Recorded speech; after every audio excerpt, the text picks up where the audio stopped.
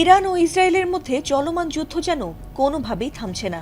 এই যুদ্ধে Germany, France, Italy সহ পশ্চিমা বিশ্বের পারমাণবিক শক্তিধর দেশগুলো ইসরায়েল ও যুক্তরাষ্ট্রের পক্ষ নিলেও ইরানের পাশে দাঁড়ায়নি কোনো মুসলিম দেশই। ইরান তার মিসাইলের আঘাতে এখনো পর্যন্ত এই যুদ্ধে যুক্তরাষ্ট্র ও ইসরায়েলকে কোনো ধরনের ছাড় দিচ্ছে না। এক ইরানকে মোকাবেলা করতেই যখন ইসরায়েল ও যুক্তরাষ্ট্র দিশেহারা হয়ে পড়েছে, ঠিক তখনই ইরানের পক্ষ নিয়ে ক্ষেপণাস্ত্র ছুড়ল উত্তর কোরিয়ার প্রেসিডেন্ট কিম জং উন।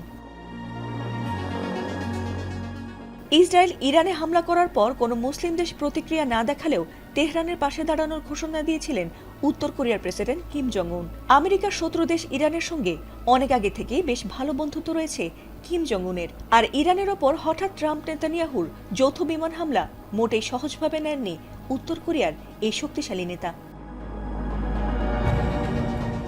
ইরানে ইসরায়েলের হামলার পর সবার আগে কিম জং উনই এই হামলার প্রতিবাদ জানিয়ে বলেছিলেন যে ইরানে এটি তাদের মোটেই কোনো সামরিক হামলা নয়, বরং তা অবৈধ আগ্রাসন। আমেরিকা ইসরায়েল বরাবরই অন্য দেশে অযথাই গ্যাংস্টারের মতো গুন্ডামি করে থাকেন, তবে খামেনিকে হত্যার পর যখন ইরান দখল করতে তারা মরিয়া হয়ে উঠেছে, ঠিক তখনই যেন তাদের বিরুদ্ধে হুঙ্কার দিলেন কিম জং উন।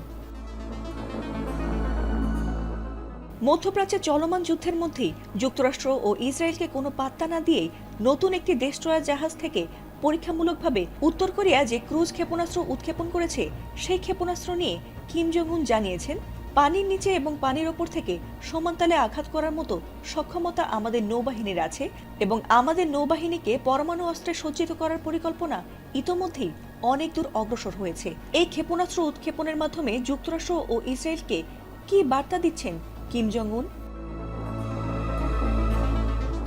কিমের এই সফল ক্ষেপণাস্ত্র পরীক্ষা রীতিমতো মাথা ব্যথা বাড়িয়েছে আমেরিকা, ইসরায়েল ও তাদের বন্ধু দেশগুলোর। কারণ নিজের দেশ এবং বন্ধু দেশ ছাড়া কাউকেই তোয়াক্কা করেন না উত্তর কোরিয়ার এই নেতা।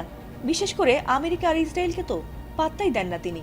তবে কি এবার ইরানের পাশে দাঁড়িয়ে ট্রাম্পকে উচিত শিক্ষা দিতে চান পারমাণবিক শক্তিধর দেশের প্রেসিডেন্ট কিম জং উন?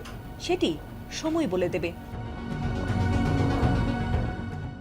ফাতিমা সুলতানা, এটিএন বাংলা, ঢাকা।